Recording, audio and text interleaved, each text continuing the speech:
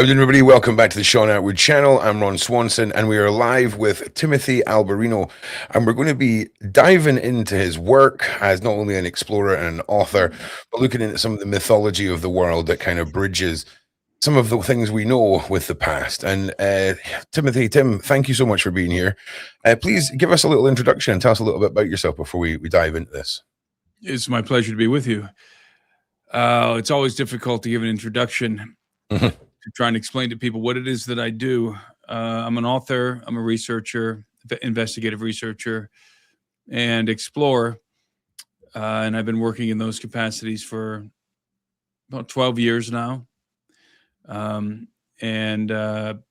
interests are wide-ranging, from biblical topics to UFOs and aliens and giants and alternative history and everything in between. Yeah, that's like, you kind of just got me so pulled in there for a second there, Tim. And I imagine, right? I mean, I just want to jump into straight asking you questions, if I'm going to be honest, Tim, right? Because if you've been exploring and you've seen things that, I would imagine people don't tend to see often, right? And we've seen these depictions of UFOs and carvings, and we've seen odd things that have popped up in the mainstream. Before we get into our main topics, what would you say stands out to you as being your memorable moments from throughout your exploring over these 12 years? In regard to the UFO topic? Well, in regard to things that have really made you question what you've known, or have put or bridged two things together. There must have been a couple of moments for you that have just made you go, oh my God. I discovered a lost city along with my colleague, Anselm P. Rambla, back in 2018, Peru. Which we're not sure if it's a lost Inca city or if it's a city belonging that was built by the Chachapoya people. That's pretty. So that's always, making discoveries like that is always exciting. But I would say that probably the most impactful thing I've ever done in regard to solidifying my worldview was my investigation into giants on the island of Sardinia, which I've been to Sardinia, I think 3 times. And I've done extensive investigations there, including interviewing firsthand witnesses, people who dug up the bones of giants with their own hands. And multiple people, many people I interviewed, many of whom are no longer alive because they were elderly when I interviewed them. And just the stories that they told me were unbelievable, and have stuck with me all these years. And that's really what has served to establish in my own mind more than anything else, the absolute reality of giants. That giants once walked the earth, and I think still do to some extent. We're talking about, humanoid people who are between 9 and 15 feet tall. So a giant in the true sense, not the NBA sense. That's incredible. So I would say that, that probably was the most impactful, just to hear testimony after testimony. And we're definitely dealing with humanoid giants, not with dinosaurs and giant sloths and mammoths and so forth, not with megafauna, because in most of these cases, the giants were accompanied by artifacts and were wearing jewelry, necklaces, rings around their fingers, and so forth. So we're definitely dealing with humanoid giants. That's incredible. I'm a big believer in the giants, so I'm a very easy sale on all of this, Tim. And again, it kind of blows your mind finding a lost city, finding witnesses to living giants with and artifacts and bones. For a lot of people, they just get spoon-fed what we're told, and we get it's so much of falsehoods fed to us about our own histories, right? Why do you think there is this huge cover-up, Timothy, and this huge denial from the powers that be about this existence? Is it just about it's easier to control all knowledge than to let some of the reality slip into Are we talking specifically about the existence of giants? Yeah, let's go specifically about the existence of giants. Well, I've tried to answer this question. This is the question I get asked the most in regard to this topic. And the answer is difficult because on the face of it, it doesn't seem logical that the existence of giants would be covered up. People have suggested that they cover the existence of giants up because it would confirm or affirm the biblical narrative. That's true to some extent, but it affirms the testimony of ancient people, generally speaking. It affirms the testimony of certainly the cultures that were living in the ancient Near East, all of whom had legends of giants. Right? I mean, everyone's familiar with Gilgamesh and the Epic of Gilgamesh, the Sumerian legend. But everyone had legends of giants, the ancient Egyptians, the Greeks, the Romans, all of them. So it confirms the ubiquitous testimony of history in regard to giants, not just specifically the Hebrew account. So that doesn't make a whole lot of sense to me. The other idea is that it would create a problem for the theory of evolution by natural selection. I'm not sure that that's true. I think that you could easily create. I'm not a Darwinist. I don't subscribe to evolution by natural selection, but an evolutionist could easily create a branch from Gigantopithecus, right, from the gigantic ape, and say that these giants must have evolved from Gigantopithecus or something like that. It wouldn't be difficult to shoehorn the giants into the evolutionary tree. So that's not very compelling to me either. The only thing that I can surmise at this point is that the occult is involved, that the giants are used in occultic practices, their remains. This has to do with Canaanite necromancy and the summoning of the spirits of dead giants, which according to legend, not just according to Hebrew legend, but also according to, broadly speaking, Canaanite and ancient Near Eastern legends, that the spirits of dead giants can be summoned, perhaps even harnessed. And this is why you see the gigantic tombs, megalithic tombs associated with giants. Oftentimes, people are familiar with dolmens, but also tombs which have chambers inside of them, and there's no bodies in them, because the purpose of the tomb was for a rite of passage, a rite of incubation, to summon the spirits of the dead heroes, the mighty men of yore, giants in most cases, and commune with them, and perhaps even be possessed by them. And the benefits of that, if you're a warrior society, being possessed by the spirit of a giant, would be very advantageous. Absolutely. And that's just a reality. I mean, Canaanites have summoning rituals to summon the Nephilim, rather more specifically to summon the Rephaim, which were giants, which were a particular giant clan in the land of Canaan. And you can find these summoning texts among the Ugaritic texts, where they're summoning various Rephaim by name. And so I think that we're looking at an occult conspiracy, and I kind of hate to say that because it seems so over the top, but really it's the only thing that makes sense to me, because the other two explanations don't hold water. There's something deep and dark here. This topic is, it appears to be seemingly the most classified topic, at least personally, that I've run into. I mean, as I always say on these interviews, I've met a lot of people in the government or whistleblowers who are willing to talk about aliens and, behind scenes, off the record, willing to talk about aliens and UFOs and reverse engineering programs and all of that, crash recovery stuff. But they're always not the ones that I've broached this topic with, the topic of giants. They're always reticent. They're always nervous to talk about giants, or won't, or simply will not. Especially the Kandahar giant incident. That one really seems to trigger a lot of red flags with people. And I've had that story confirmed to me by several sources, one of them quite high level. And the Kandahar giant is a contemporary giant. Well, we're talking about the year 2005.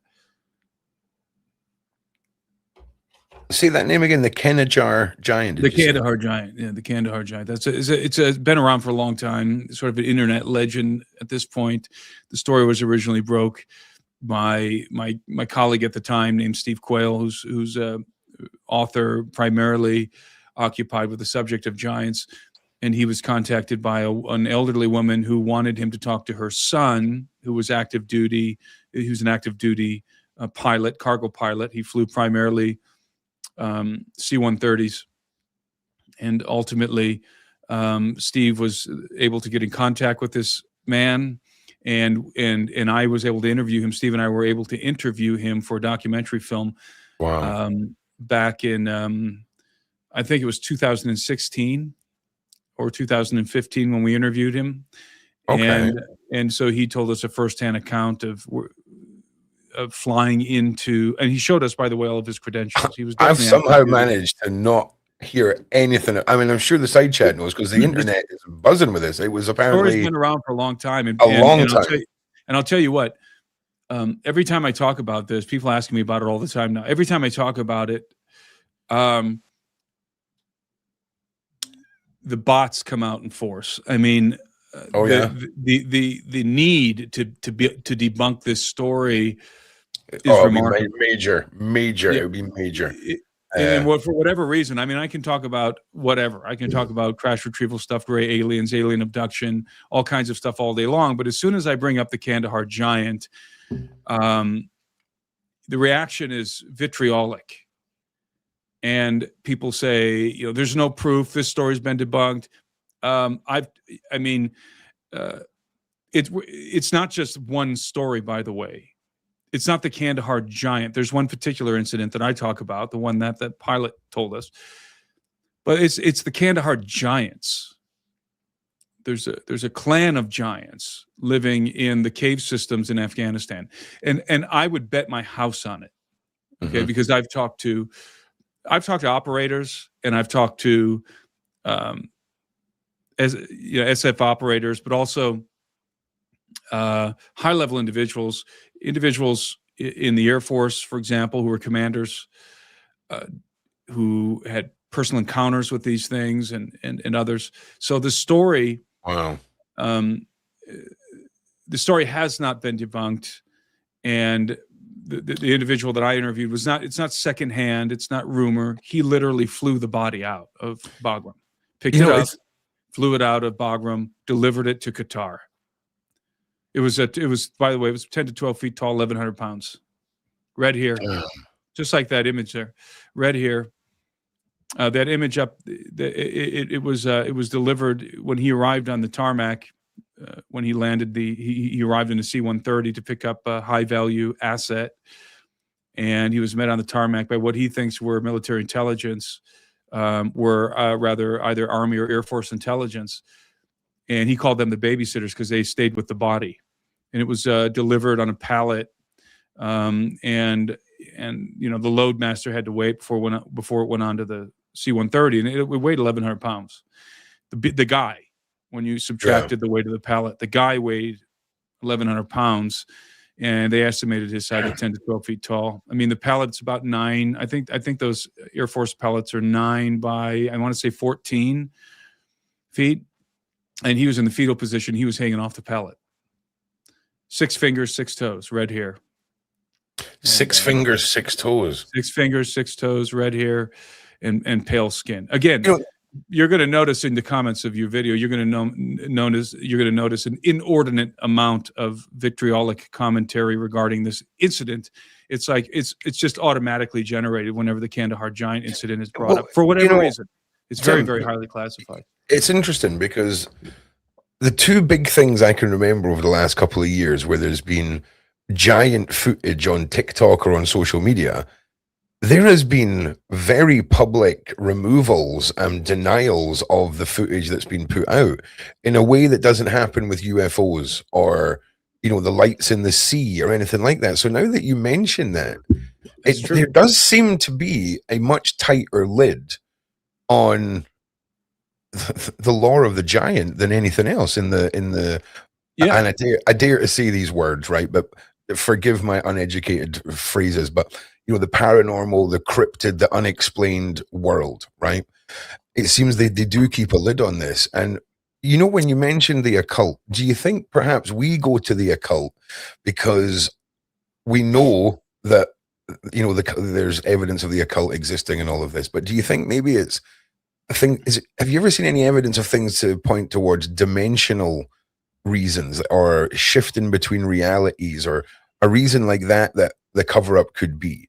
Because well, I don't really know anything about that. All I can tell you is that we're dealing with flesh and blood giants, and in these instances where the bodies are discovered, right? But there's also a spiritual, or if you like, supernatural element to this, in which, as I said before, the spirits of the giants seem to persist in the world and can be summoned, can be invoked in these rituals.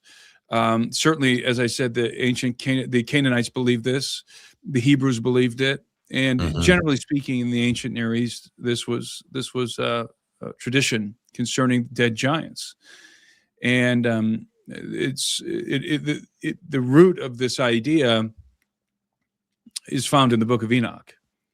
Because in the Book of Enoch, when God judges the Watchers, these angelic beings who descended to the earth and copulated with human women and progenerated a race of giants in the earth, when God decided to judge the Watchers and their offspring, part of the judgment of the giants was that when they died, that their spirits would persist in the world as vagabond wraiths, as disembodied wraiths, and that they would experience all of the desires of the flesh. They would be hungry, they would be thirsty, assumedly they would have sexual desire, but without bodies through which to satiate, to satisfy these desires.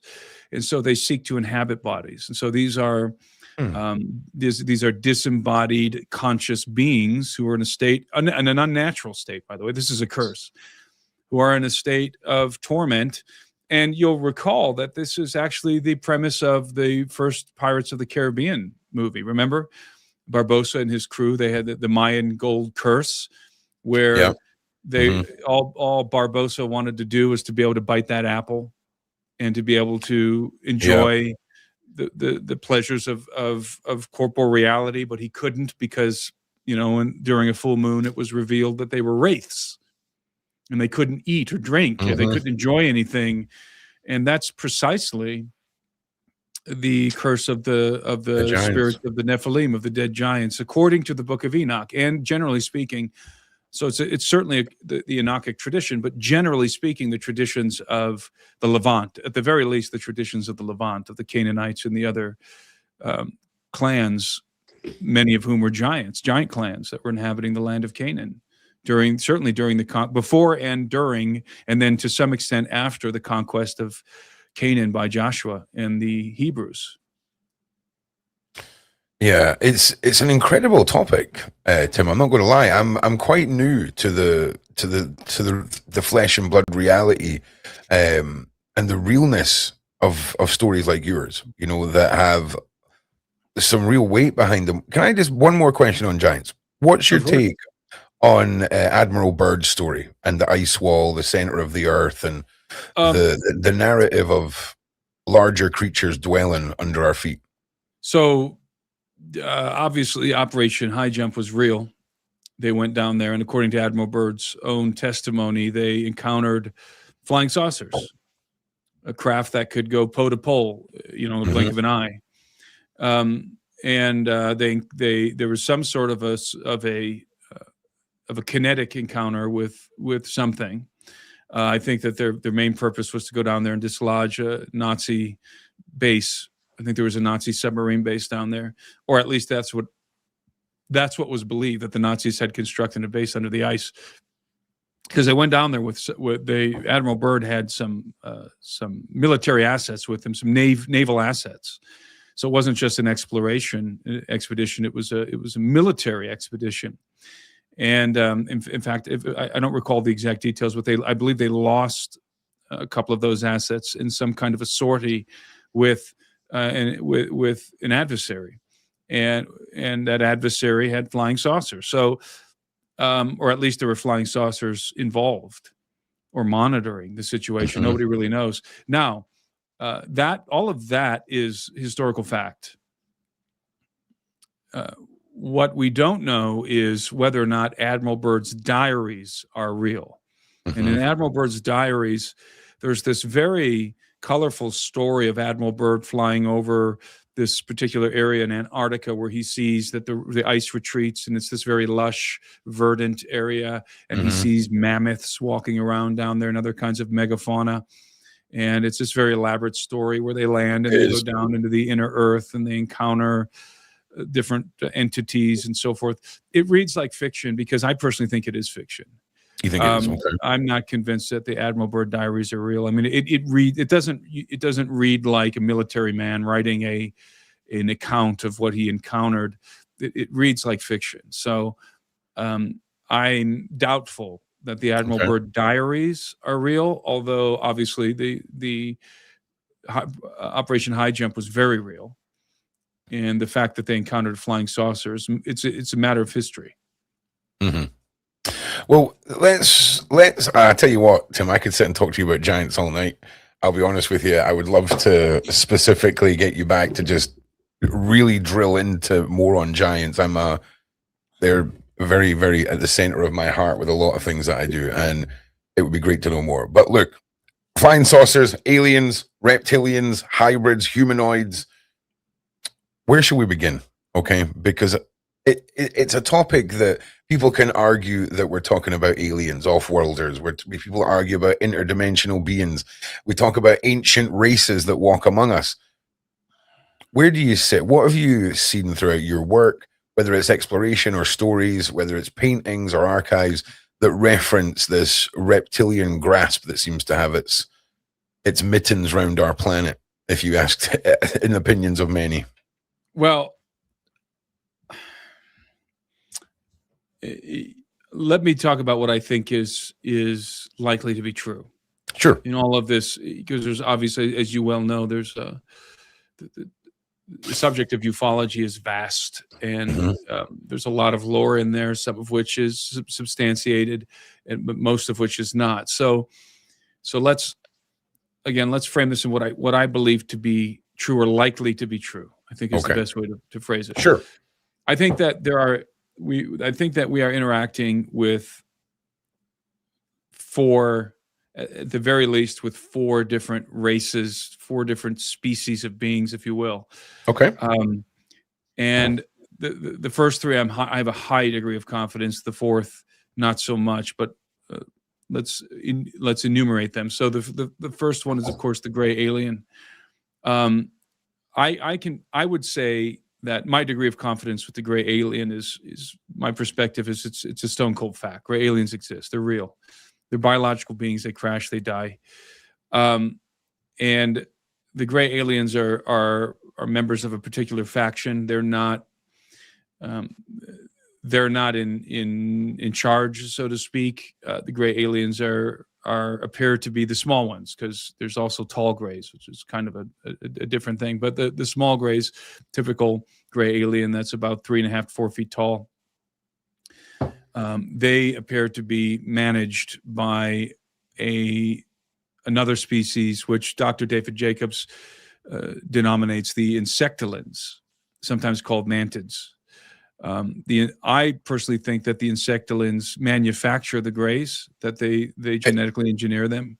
Yeah, that's the story that I've landed on, is that the grays are soulless drones created as a worker force.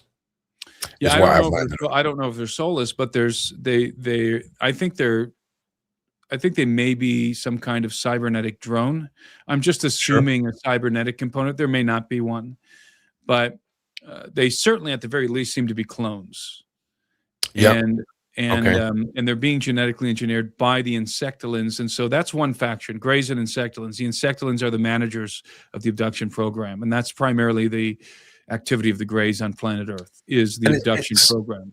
It's interesting that you mentioned the combination is like machine and flesh, right, with the cybernetic side of it, because the mantis are often referred to as those that like to play around with DNA and machinery and technology and kind of bring it together, right? So it's interesting that you're landing on the same notes that other individuals that I've talked with have.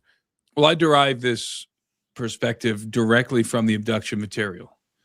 And when I cite abduction material, I'm talking about primarily Bud Hopkins, Carla Turner, and David Jacobs, along with some others such as Barbara Bartholick and to some extent John Mack, but primarily Hopkins, Turner, and Jacobs. And I think that their work in some regards is unimpeachable.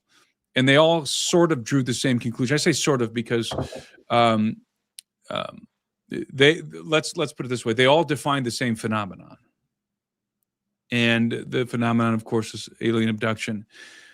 And it's apparent in their work that the Insectolins are the managers of the program. Okay. And aside from that, I myself know many abductees. Abductees come to me all the time.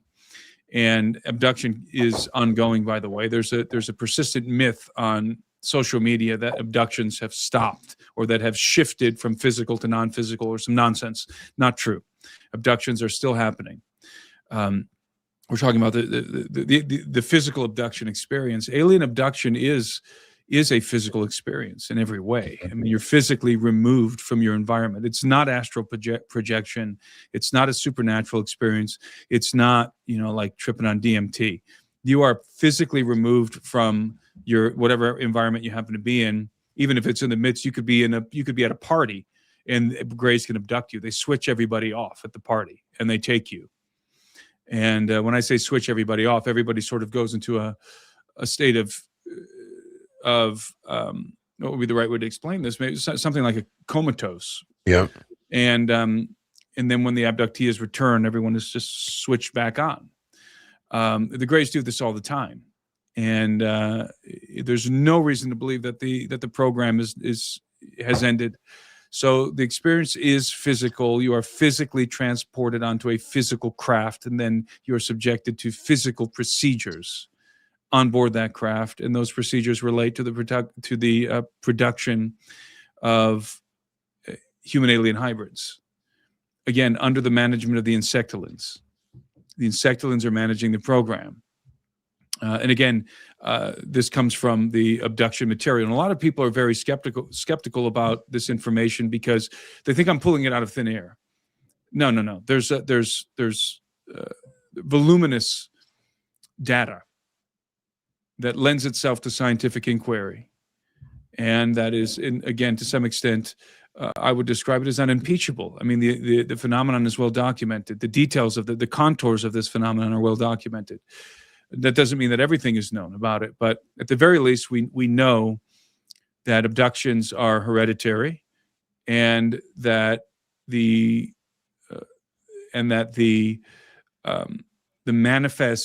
one of the manifest objectives is to produce human alien hybrids. So, and by the way, in their most advanced stage, indistinguishable from us. So there's a covert operation happening here. The program is clandestine. Okay, so that's one group, right? Greys. I said there's 4 groups because I'm echoing Eric Davis's comment to Dr. Eric Davis when asked by Congressman Eric Burleson at a meeting in Capitol Hill, what were the various aliens? What were the factions? Davis said there's 4. And I agree with him, except there's 4 different things that I'm enumerating here, but there's actually 3 factions. So the Greys and the Insectolins are one faction, and then you have, of course, the Nordics or the Pleiadians, who are the taller, very comely looking beings. They look like us pretty much, except for their. Most people describe them as being more handsome than human beings, and they usually have blonde or golden blonde hair and fair skin and clear eyes and so forth. And then finally, you have this group that you referenced earlier called the Reptilians or the Reptoids, and that's the group that seems to be there's the least amount of data. I mean, it's very nebulous as it pertains to these things. And Whether or not they exist, I don't know. I suspect that they do, but there's nothing. Again, there's very little data that you could cite. Like when I say data, I was referencing the abduction material. That's data, whether people like it or not. It is data. The abduction stories are consistent, and they're consistent across cultures. Mm-hmm. And it's and the testimonies when collected there and when abductees are interviewed by competent abduction researchers, which I don't really know of any alive today. David Jacobs is still alive, but he's retired. You always get the same story from them. So when it's done competently, because you have to be able to circumvent the screen memories, which surface first when you talk to an abductee. As I said, the program is clandestine. They're not supposed to remember the abduction experience, so they have false memories planted in their minds, sort of as a firewall. And those are called screen memories, you said, right? Screen memories, that's right. So, but the reptilians, everything I've heard about reptilians is all very fanciful. Now, there are a couple of instances in which reptilians show up in the abduction material. I can think of one instance in particular with Ted Rice, who's still alive. Ted was the subject in Carla Turner's book, Masquerade of Angels. Okay.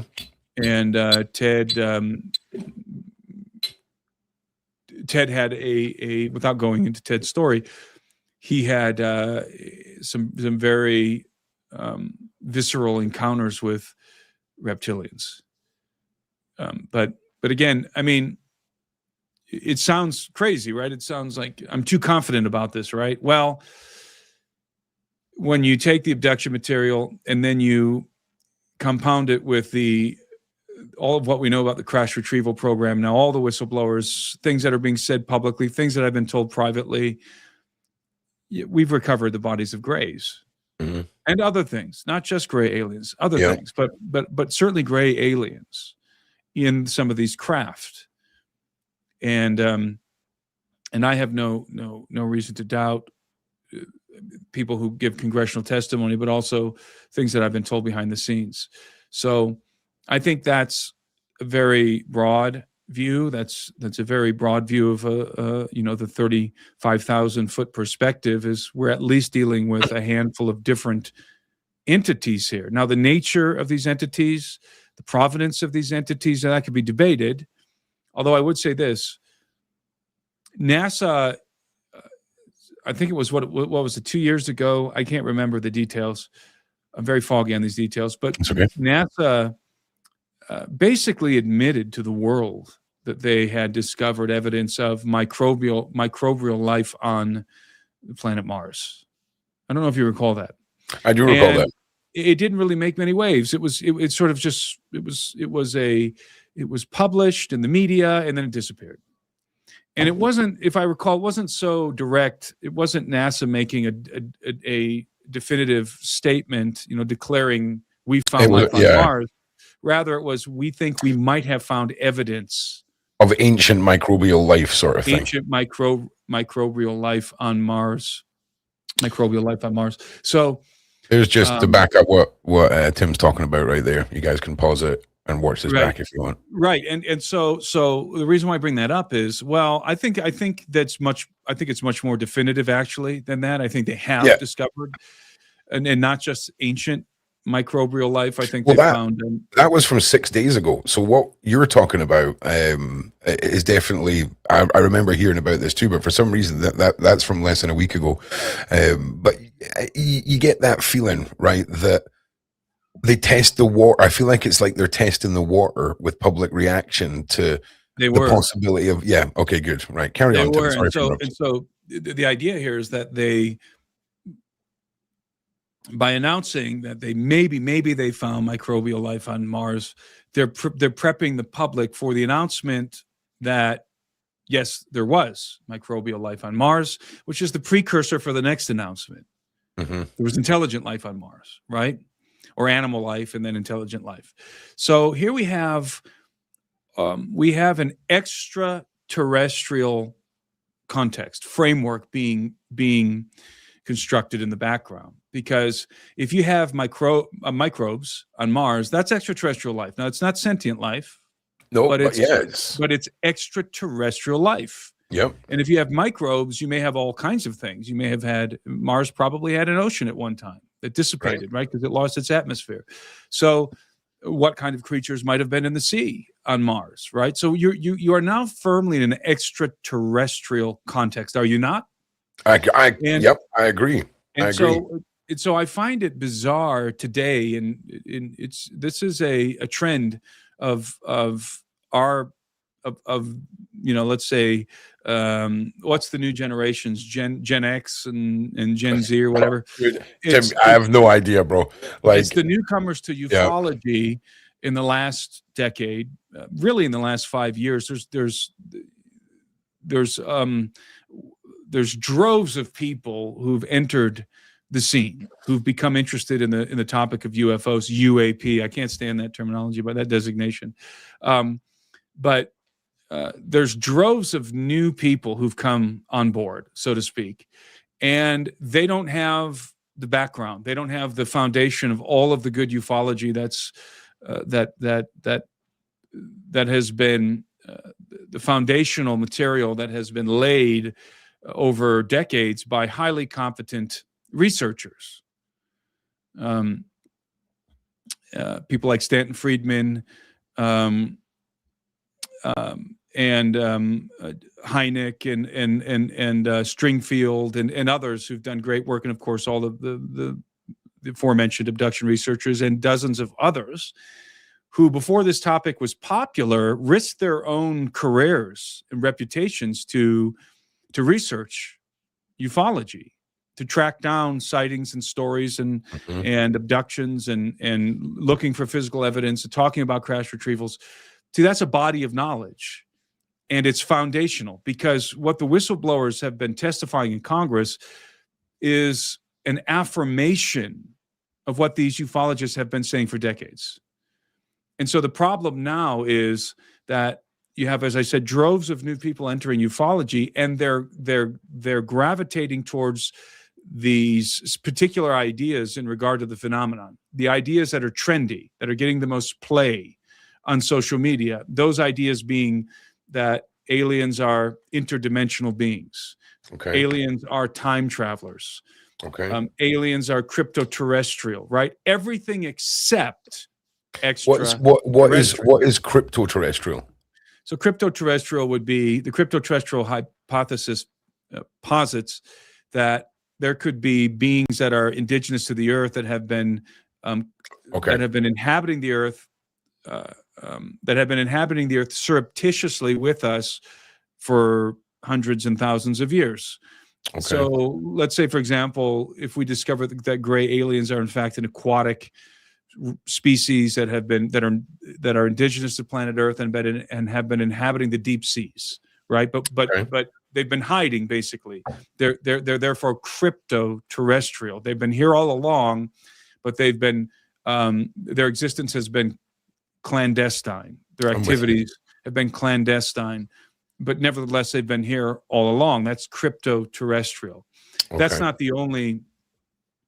That's not the only possibility. There are others. For example, you could have an advanced antediluvian civilization. Let's, for the sake of argument, say that there was an Atlantean civilization that was quite advanced before the Great Cataclysm. The flood destroyed their civilization, but there were survivors. And those survivors went underground or to some inaccessible place on Earth, Antarctica or something, because of, by way of their advanced technology. And that they've been, again, surreptitiously inhabiting the Earth alongside of us all of these years, but we just have not interacted with them. That would be a crypto-terrestrial civilization, right? But they wouldn't be extraterrestrial. They'd be crypto-terrestrial. And I'm totally open to that. I think that's a fascinating perspective. Totally open to that. And there's probably some truth to that in regard to something out there. However, I'm fascinated by this desire to, desire is not the right word, by this impulse to reject out of hand the extraterrestrial hypothesis, which was favored by a lot of the old school ufologists. It was the favored view, decades ago. And there were outliers. There were people who, like, for example, the great Jacques Vallée proposed an interdimensional hypothesis, and John Keel, a long time ago. So that's been around for a long time, but it wasn't really that. It wasn't really that popular at the time. The extraterrestrial hypothesis was the most popular hypothesis early on in ufology, and now people are, for whatever reason, there's this, as I said, there's this impulse to disregard, to jettison the extraterrestrial hypothesis, and I can't figure out why. And the reason why I'm highlighting this is because soon, and mark my words, soon, and soon could be 5 years from now, NASA is going to definitively publish a paper or make an announcement that, yes, there were microbes on Mars. So extraterrestrial life is going to become concretized. It's not going to be speculative anymore. I mean, it's not, life coming from Zeta Reticuli. It's coming from Mars, which is obviously much closer, but nevertheless, it's extraterrestrial. So, and also the other thing that we understand about these beings is that they are in possession of advanced aerospace technology, and they have the capability to not only move through the atmosphere of the Earth in ways that are inexplicable. The transmedium is the term that's often used, transmedium travel. In other words, they can move through the atmosphere with the same ease as they move through the ocean, and they can seemingly move through solid matter in some instances, or at least in some reports. But they move through the air and through the water with the same ease. And it's not because they're moving through the medium, it's because they're moving the medium around the craft. And they're in, what Hal Puthoff and Eric Davis describe as an atmospheric bubble, in a gravitational bubble. Okay. And so the point here is that these craft, not only can they move through our oceans and through our atmosphere in this way, they can move through outer space with the same ease, and have been seen in outer space by our astronauts on record. Our astronauts have seen UFOs in outer space. Okay, so if you've got UFOs in outer space, how big of a leap is it to then assume that these beings have a presence on Mars? Right? In my mind, it's not a very large leap. It would make sense. It would be elementary. It would be elementary for these advanced beings to have a base on Mars.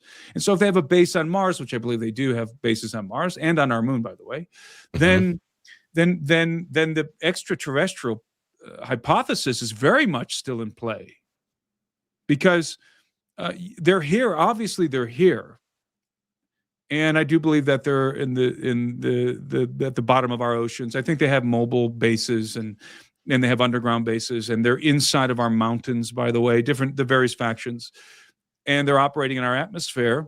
And some of them, no doubt, have been here for a very long time. But that doesn't mean that their origin is the Earth. I mean, they could have been here. You could have, for example, the Nordics. Maybe they've been here for 10,000 years. But if they didn't originally come from here, then they're not They're not terrestrial. They're extraterrestrial, right? Even if they've been here for 10,000 years, their provenance is somewhere else. So all I'm saying is, people have this impulse to discard the extraterrestrial hypothesis in favor of these things we don't understand. We don't understand time travel. Do we understand time travel? No, we don't understand time travel. We can't do it. We don't understand it. It's all speculative. Okay, time travel is just an idea. It's a fictional idea right now. We don't understand interdimensional travel or interdimensional beings. We've never done it. We've never seen it. We don't have any proof of it, right? And yet it's just such a favored view in ufology, yet there's no proof of it. Zero, none, right? That such a thing even exists, although I am a proponent of the hyperspatial theory of the universe, in which posits that there are more than the three spatial dimensions and the one of time that we currently interact with. but that's kind of a different conversation. But these are very, very popular views today, and yet NASA, in a very covert manner, I would say, has already told us that there's life on Mars, right? So I think that having said all of that, I think, again, taking this 35,000-foot view, I think that there are several factions interacting with us on planet Earth. Some of them have been here for a very long time. At least one of them, I think, has only been here for about 100 years, namely the Greys. And I don't think they came from here, at least the Greys. I think that there are bases on Mars, and at the very least. And this is absolutely an extraterrestrial phenomenon in that it involves other planets, not just the Earth. So that's my summary. And I don't, you didn't necessarily ask me for one, but I'm gonna shut up there for a while. No, you're good, Tim. You're good. It's when you're talking about the favoring of the interdimensional things and people not getting to grasp with the fact that we're talking about physical beings on physical planets and who are traveling through space in real ships or however it is they travel, right? Do you think by adding that extra layer of unknown to something that to a lot of people is already unknown, the extraterrestrial life factor, it's almost preparing us, or it's going to prepare us to be underwhelmed by the announcement of extraterrestrial life, because it's back to the traditional sense of it. It's physical beings on a physical planet. That's a good point. Yeah, that's right. I don't know. I think most people would just say NASA's lying, and we'll just disregard such an announcement and say, no, they're covering up for the fact that these are actually interdimensional beings or something. I don't know. Nobody trusts institutions anymore. So it's not really going to matter what NASA says. For me, I often wonder what the funding pitch is going to be after the PSYOP. Do you know what I'm saying? Because if we know that there's solid balls of matter floating through space that have got living organisms on it, and they can put a spin on that takes our attention off of that, and it's always this distraction and mirrors thing with these people and me, Tim. And it's always the story that's burning behind it. Well, as I always say, nobody can control the phenomenon. Right. Only the narrative surrounding the phenomenon, because the aliens don't talk to us. Right? Okay. They don't talk to us. So, not directly. So the government has that advantage. There's no messaging coming from these beings that's apparent, that's conspicuous. So the government can control the narrative, but they cannot control the phenomenon. And do you think that's only because of the understanding that you have of how these individuals would communicate? Do you think that there's a possibility that there's parameters out with this that known science can't explain, so that are being discounted in your arguments? In regard to communication? Yeah, let's just take the communication for a start, right? Because I think that the communication, I think we can say definitively that communication is telepathic. Yeah, of course. I would 100% go down that road with that argument. But in regard to whether or not these beings are broadcasting some kind of a message to the Earth, I would say they're not. Not one that's conspicuous. Not one that's conspicuous. I'm with you. I misunderstood what you were getting at there. So yes, you're saying they're communicating, but they're not just sitting with a speaker pointing it towards or blasting their message. I would say that if there is any kind of communication, it's covert. Yeah. Are some of these factions interacting with elements of the United States military? I would say yes. Mm-hmm. I would say so. But that action is not. It's not for the public good. I mean, we're clearly interacting with something non-human. Now, having said that, I would agree to some extent with people like Dr. Stephen Greer, who think that much of what we see in our airspace today is our ARVs, our alien reproduction vehicles, in other words, hybridized craft that we produce. Sure, I've got no problem with that. I think at this point, we've had some success. I think the success has been much more limited than people like Dr. Greer think, but I think we've had some limited success in reverse engineering these components, aspects of these craft. And we have our own saucer, I would say, that to the untrained eye displays the same sort of incredible aerial feats as the alien craft, but in reality is probably still quite technologically inferior to the alien craft. Yeah, I would imagine. Even though it's much superior to anything that we have in our conventional arsenal.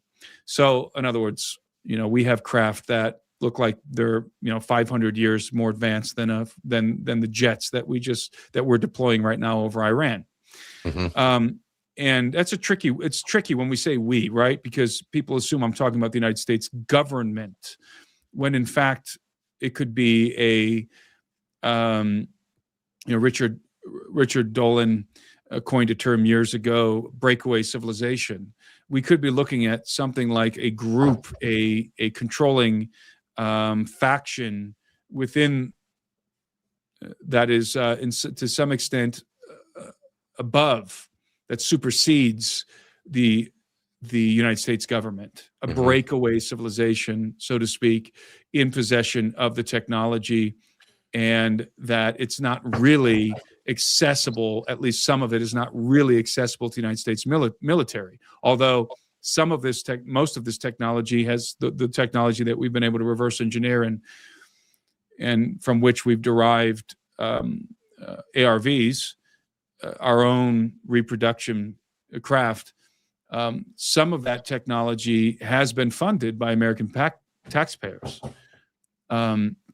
But of course, you have dark money, you have black projects that are funded by black budgets.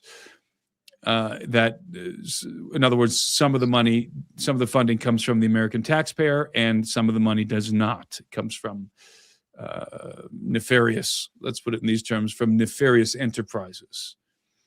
And the Congress, I think Congress is slowly beginning to realize this, that there are aspects of this. Aspects of the crash retrieval program, the legacy program, that are directly connected to the United States government and funded by the United States government. And then there are aspects of it that are completely out of control, out of the jurisdiction of the United States government. And not only does Congress not have oversight, they can't get it because elements of this, of these projects are being funded outside of the budget, the federal budget. Tim, it's interesting because the way that you're presenting this is it's removing all of the modern hype behind what all this could be. Okay, removing the sort of Hollywood. It has to be something more fascinating than it already is, right? It can't just be a flesh and blood creature in a ship from another planet, right? It has to be interdimensional, time traveling. For some reason, the subtleties of the lost knowledge of this world are often blown up in Hollywood so that we miss how subtle they are in the world that we live in. And it almost feels like when you've broken this down, they're trying to do that now with other life, non-human life forms. They're trying to make it so blown out of how already incredible it is. It's like, hey, don't worry about how amazing this already is. Worry about all the unbelievable stuff we're going to stack on top of it. So it's almost like you're focused on how they're getting here rather than the fact that they're here, right? It's a weird game that they play. Now, I don't know what your take is on, and I'm sure you've heard about shamans, magic, and the elements throughout your travels. That is kind of the center of my whole world, is the subtleties of magic that get lost throughout the modern world. How everything's represented in the movies as fireballs and lightning and all this kind of stuff, where you can have a conversation with the world, and if you just listen close enough, it'll answer. That's kind of my mind. And I feel like they're applying the same over-the-top misdirection to this topic as they have to that. And again, I'm not asking necessarily to agree with my beliefs, but it's very interesting how you've broken this down and how my particular life on the spectrum analyzes things. And I can see now that there has been this weird new introduction of hype. it could all be around CERN. There's a lot of weird stuff around CERN that is a conversation for another time. But how do you feel about that as a possibility? I don't know if misdirection is the right word. It's almost like trying to take us off how these creatures exist here, how they got here, rather than the fact that they're here. Does that make sense? Sorry, I've tangented myself a little bit there, Tim. Yeah, I think that some of this is misdirection. Mm-hmm. Because if you just take the testimony of the whistleblowers and then again add in what I would say that we've known in ufology for decades, the reality of the crash retrieval program, Mm-hmm. as David Grush famously said, non-human biologics, which isn't the greatest term, by the way. In other words, we've got corporeal bodies and physical craft that I think it's very possible that all this other stuff is being promoted to what would be the right way to describe this? Because a big metal ship that looks like a car that we could rivet together is exciting enough in 2026, Tim. Like, do you see what I mean? Yeah, if we can put a drone in the sky, right? If we can buy a little drone from a shop and put it in the sky and control it ourselves, I think humans and technology and how we view how amazing something is kind of go hand in hand. And if we can understand what we're seeing, I think it takes some of their ability to control us away, possibly. I think that some of these trendy ideas are being used to obfuscate the tangible realities of the phenomenon. Okay, I'm going to have to Google obfuscate. Hang on a second. You're going to have to hang on. It's the tangible realities of the phenomenon that let's say that the secret keepers, the secrecy group in government wants to keep wants the public not to focus on. What am I talking about? I'm talking about the crash retrievals in the bodies. Because once you start focusing on crash retrievals in bodies, that means that you can start to make stuff. You can look for yes, that's right. You can look for the programs. You can look for the craft. You can inquire about start making patents, Timothy. Patents. But okay, it's money, right? If you start talking about, that's right. If you start talking about interdimensional beings and time travelers and this, there's nothing to patent there.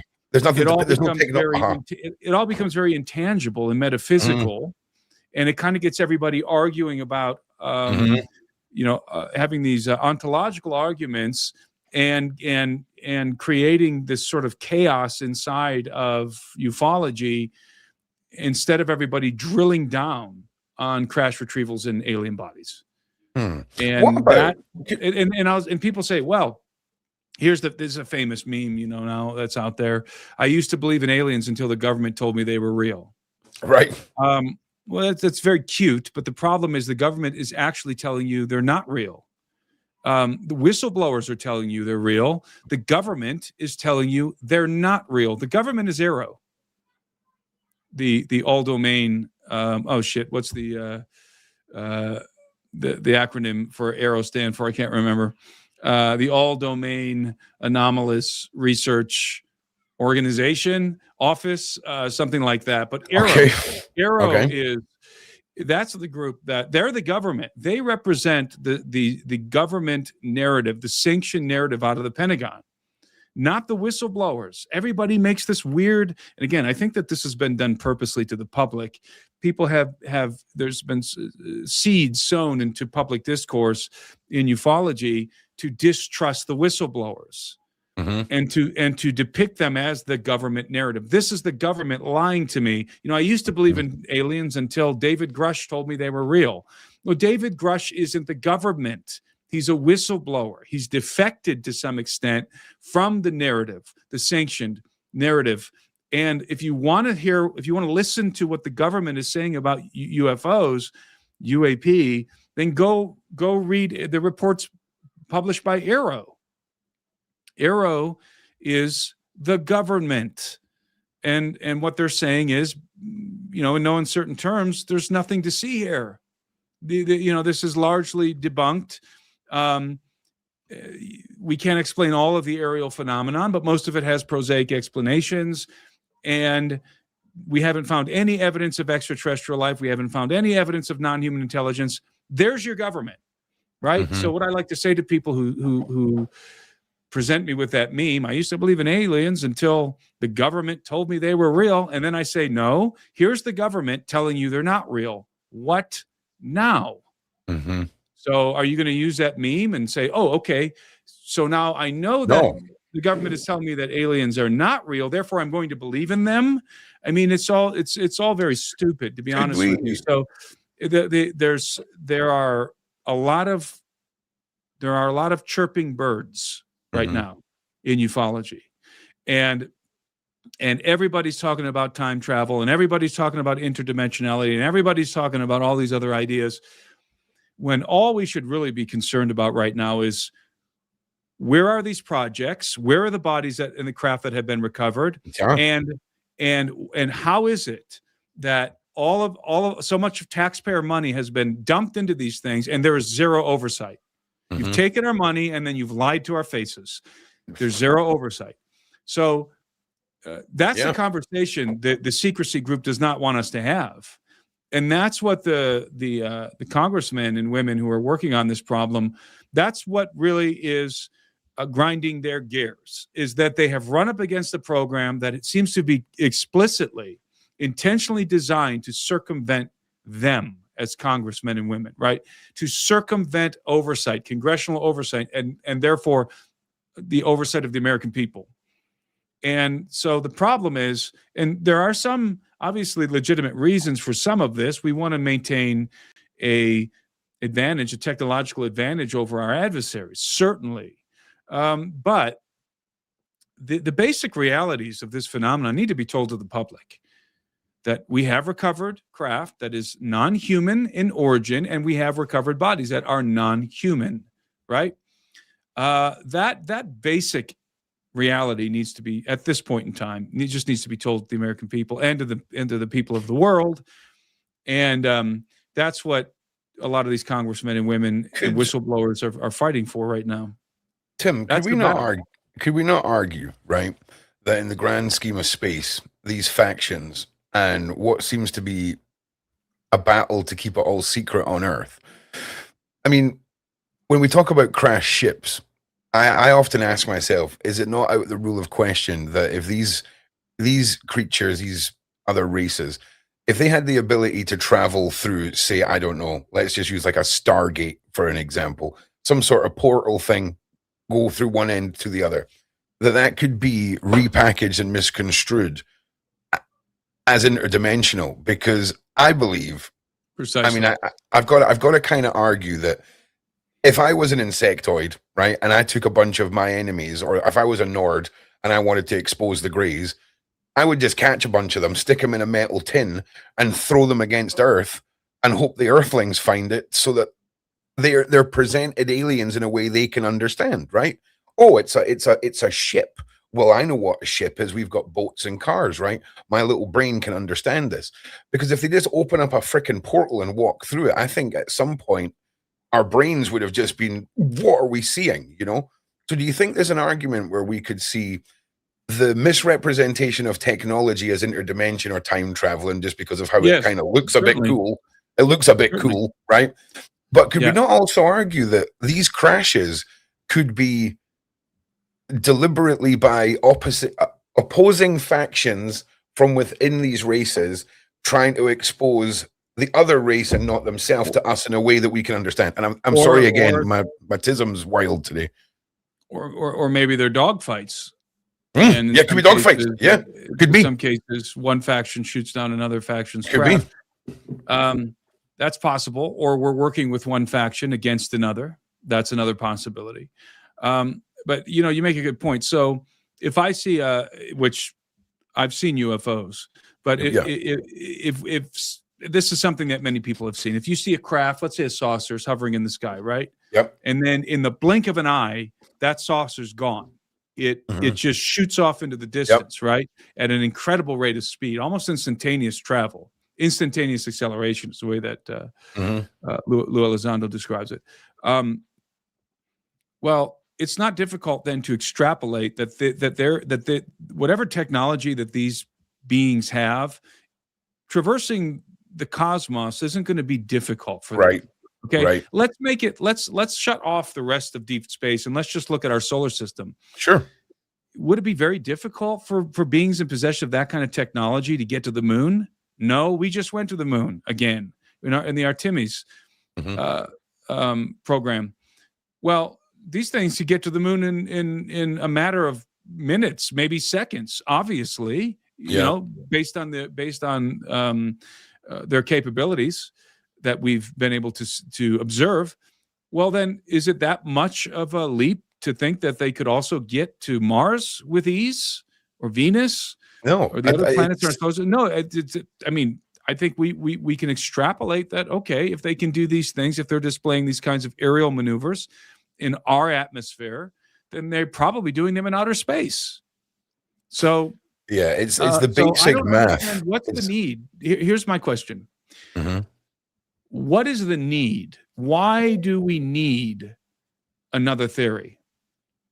That's my question. Why do we need an interdimensional theory or a time traveling theory? That's what I wonder. And I'm not necessarily opposed. Interdimensional doesn't really mean anything, but the time travel thing, okay, that's interesting. I don't think either of those are well. Certainly the time travel. I don't think that we're dealing with time travelers here for several reasons. But what's the need? Why do we have it? What's the reason why people feel like we have to come up with another explanation? Like, what if we just said, hey, Occam's razor, the simplest explanation is that either A, they've been here forever, whoever they are, or B, they came from Mars or somewhere in our solar system at the very least. Do we really need another theory? Why do people require another theory? To me, it seems like, I'm going to use the word again, obfuscation of plain realities, that these theories are being promoted in order to keep everybody confused and befuddled and arguing about ontological ideas. Yeah, you know, it's interesting, right? I've never actually considered the argument of let's make all of this within our own solar system and look at it from just within our own realm. I don't know why. It seems like a very obvious, you know, it's just a hypothesis. I mean, well, it's an interesting way to sort of frame a discussion, to be perfectly honest, because it's amazing how uninhabitable we're told everywhere but Earth is, right? It's almost like, hey, there's no point in going there. Okay, I believe one of them is just like it rains lava and stuff. It's very doesn't sound like we ever want to go there. Doesn't even sound to him like we want to invest any money in going there. But it doesn't even matter, because if these beings are inhabiting the deep oceans now, if they got a mobile base on the bottom of the ocean, which I think they do, and if they're under the ground, what problem are they going to encounter building a base on the surface or in the interior of Mars? They're not going to encounter a problem. Why couldn't they create their own atmosphere and use their technology to be able to? We could build a base on Mars if we could get there. So bases on Mars is a piece of cake for these guys. Bases in the interior of these planets is a piece of cake for these guys, based on the technology that they apparently have. So my whole point here is riffing off something you said earlier. I do feel like there's an intentional, there's somebody is purposely injecting chaos into the UFO community and promoting certain ideas to obfuscate the plain realities. That's my personal observation. It's almost like the more we've dialed in, the broader they've made the scope. If I'm being honest with you, it's like the more people have gotten closer to sort of understanding what's going on, they throw in a whole bunch of other stuff to just muddy they really do. You've nailed it. Right.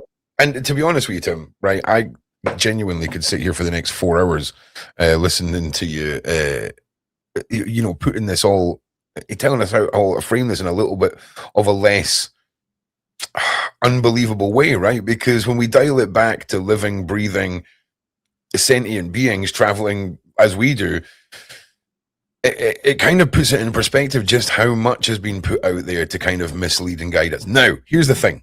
When we talk about talking through telepathy and things like this, depending on the person will depend on how they observe how that interaction has happened with them, right? So we will get misconstrued. It's a spiritual thing. It's an interdimensional thing. people will strip it down to the bare science and be like, oh, I understand, it's telepathy. But do you think that humans, there's so many of us, right, that we're never all going to see the one thing in the same way, and we're never all going to land on the same page, regardless if the science is screaming it in our face, the testimonies, all of it? Are we past resolution as a race? Do you really think? Well, obviously, everybody brings their own their religious and cultural ideas to the topic. So everybody, I once used the Tupperware analogy that we all walk around with Tupperware in our arms, and as we go through the world, we have these, each of our Tupperware containers is labeled, conveniently labeled. It's everything's categorized. There's a taxonomy that we're familiar with and comfortable with. And so as we move through the world, we just sort of file away everything that we encounter into one of these Tupperwares. And then we can feel like we've made sense of the world. And so everyone does this. And the problem is that we're not allowing, if we do that, then we're not allowing the phenomenon to be what it is. We're trying to force it to be what we want it to be what we think it should be. And if you come from I call them consciousness bros. If you come from the consciousness bro background, and the ayahuasca and the DMT and all that, and the meditation and the transcendental stuff, if that's your background, if that's your world, then when you approach this topic, you want to make it all about, consciousness and the, vibrations and different dimensional stuff. That's your background. That's your container. If you're coming from a Christian worldview, as many of my colleagues do, then you want to make this all about angels and demons. And primarily demons. And this has to all, because that's what your Tupperware, that's the only way you can categorize it. You got to stick it in that demons Tupperware that you're carrying around with you.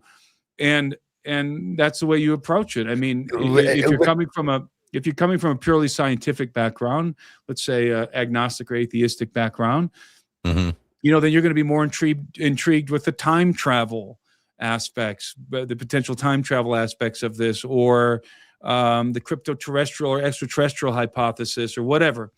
Everybody's coming to this, approaching this, because the phenomenon doesn't tell us anything about itself. That's the problem. Okay, if it did, accurate you are with all this. We wouldn't be arguing about it, right? If the phenomenon had made itself apparent and conspicuous in its intentions and its designs and its nature and its origin, there wouldn't be all of and if the government had been honest with us about this, there wouldn't be all of these different ideas floating around. We'd be settling on just a couple at this point. Yeah. But as I said earlier, the phenomenon does not communicate with us, not directly and not universally, not corporately at least. And that doesn't mean that there aren't, as I said earlier, that there aren't factions that are working with our government or other governments of the world. That's very possible. I don't know that that's true, but it's possible at least. So the way I approach this phenomenon, I happen to be a Christian, as many people know, but I don't try to approach this phenomenon and cram it into a biblical term like demon. I don't come to it with this demon box and then try and take the phenomenon and stuff it in there. Yeah. And then pat myself on the back with the satisfaction that I've solved the mystery. No, I just let it be what it is. I try and understand the contours of this thing and try and distill down what can we say with a deal of what can we say with a degree of confidence about this phenomenon? What can we say?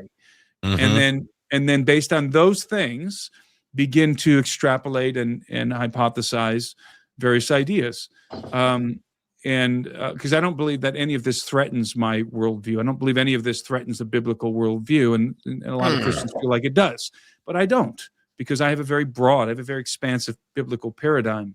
And unfortunately, many Christians do not. They have a very rigid, inflexible paradigm that doesn't allow for the existence of extraterrestrial beings. I'm with you. Yep. But mine does. Again, and if there are microbes on Mars, then there is an extraterrestrial reality framework, context, 100%. Automatically, right? And to which we have to acquiesce. And it's just another component of reality, just like robots and artificial intelligence components of reality that we now deal with, that we now encounter and interact with in our everyday life, that 20 years ago would have seen science fiction. But today it's not. The same is going to be for this idea of extraterrestrial life in 10 years from now. It's just going to be another component. We have robots, we have artificial intelligence, we have extraterrestrial life. I agree. I agree. 100%. People are just going to have to deal with it. People are very much going to have to deal with it. Tim, I'm really sorry to say we're running out of time today, and I just want to say I would love to have you back, Tim, because I feel like there is you know what? I don't know if you host your own podcast or anything like this, but when you become gripped by your own guest, okay, and you feel like you're watching a podcast rather than hosting it, there's a lot more to say. And the way that you kind of, because trust me, right? I know I'm part of the vibration crew, okay? Like I'm one, and the reason for this, Tim, right, is I have zero interest in blind faith. I wasn't religious. I don't believe in anything off of blind faith at all. I'm very religious now because I had a very profound religious experience. But I'm very much like, I'm definitely not a trust me bro. I can't buy into that. So everything that I've experienced on my kind of journey, okay, has been me witnessing or experiencing firsthand. And that's what I kind of lock in with and kind of go, well, I know that I can prove to myself, and I'm not about here to prove to anyone. It's just about my own personal journey. And you strike me as an interesting person because you're stripping it all back to what it was in the beginning, right? It was dudes in spaceships coming from one planet to another planet. Potentially. Yeah. And again, I'm open to other ideas. Oh, I'm with you. But Tim. I feel like that's Occam's razor. Right? Let's say it's much more likely that the Greys are from Mars or Zeta Reticuli than time travelers. Well, here's the thing. Because we know Zeta Reticuli exists. We know Mars exists. Yep. We can observe the technology that they have and extrapolate that they can, or infer rather, that they can travel to these different planets. And we can do all of that based on things that we know. We know absolutely zero about time travel. I'm with you. Oh no, I'm not arguing that. But so it's interesting. That's why I favor an extraterrestrial hypothesis. Well, yeah, we also know absolutely zero about interdimensionality or interdimensions. I'm with you. Okay, I'm with you there too. I'm with you there too. Okay. But it seems to me that our ability to reach the places we've been told these things are, as that increases, the bullshit to misdirect us has increased. So yes, that's true. It's very fascinating that, oh, hey, listen, there's probably nothing ever going on Mars. Just so happens we're going there, right? So, you know, if there's people there for us to meet, we want to keep that under wraps. It's really interesting. And my analogies are kind of dumb sometimes, but it's fascinating because it's already fascinating. A dude in a spaceship from another planet, that's already mind-blowing, Tim. So they're adding on these extra layers. And I think by adding on this extra layers, it makes it unbelievable again. It makes it intangible. Thank you, intangible. I'm inventing dumb words here, Tim. It makes it metaphysical. Yeah. And therefore, it takes the focus off of the legacy program and of the bodies and of the technology and of all of the functional aspects of the phenomenon. Yep. And that's what they don't want us to be focused on. That's exactly it. And do you know what? It's a great place to put a pin in it, Tim. But quickly tell everyone what you've got coming up with your books. All your links are in the description. Tim, you will definitely be back. Sarah will be sending you an email tonight. Sarah's watching, my producer, so thank you. Because there's a lot more to be told. Do you know what? I could just do 2 hours on the Giants, bro, and forget all about the aliens. I'm telling you. There's a larger conversation we had about giants for sure. Hell, it really is, Tim. It really, really is. And I'll be honest, giants are very much any of the earth-loving creatures. They are very much at the center of my heart. I very much believe the giants are part of this planet as much as we are. You know, you're talking to somebody who hasn't ever seen one, but I can show you footage of what looks a damn sight like a little fairy flying past my head. There's a lot of stuff, okay? But I think a lot of people write off the the creatures that we share this ball with, not the ones that have visited here, but the ones that grew up here. And I believe that giants are one of them, and I can't wait to hear more. So tell us a little bit about where everyone can find your stuff, Tim. And well, I have I'm on social media. My handle's always the same, Timothy Alberino, at Timothy Alberino. I have a YouTube channel, and I have a members community.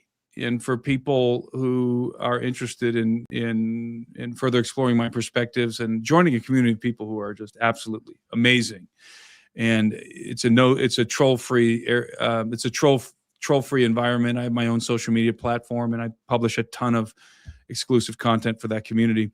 If you're interested in that, you can find it at the alberinoanalysis.com, the alberinoanalysis.com. And I have a book, Birthright, out, and Book of Enoch, going to be publishing here shortly. A follow-up to Enoch, the Book of Giants, Jubilees, and the Genesis Apocryphon in a single volume. That's going to be coming out in about a month, so people can just track with me. My website's timothyalberino.com, but my community is the best way to track with me. I'm going on. I've got a upcoming expedition, UFO related expedition I'm going on here shortly, and my community members track with me on these expeditions and stuff too. So that's awesome. But hey, thanks a lot for having me on. It was a lot Tim, of fun. This is the start of a bunch of conversations, because it's just you're such a, like, you can talk to, when we talk to people that have theories, when we talk to people who have read books or written books, we're talking about a guy who you discovered a lost city, bro. Okay, like there's a certain amount of knowledge that comes from with my colleague Anselm P. Rambla.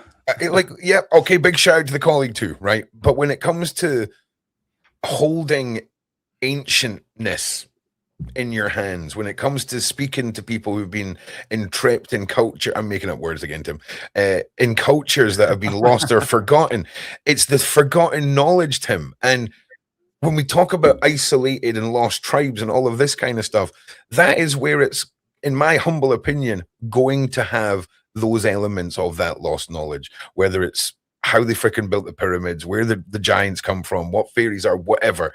It's fascinating. And as far as I'm concerned, you are an incredible source for all of this, Tim. So thank you so much, man. I really do appreciate your time. Thank you, Ron. It was my pleasure. Well, look, thank you, everyone. Thank you for watching at home. Please like and share. If you're new to the channel, make sure you subscribe, follow myself and Tim, and of course the Sean Atwood channel. We'll see you next time. And my second show tonight is off. I've got something I need to run out the door right now and do. I'll be back tomorrow. I've got 3 shows tomorrow, so I'll see you then. Thank you all, and from me, Ron Swanson, as always, be safe.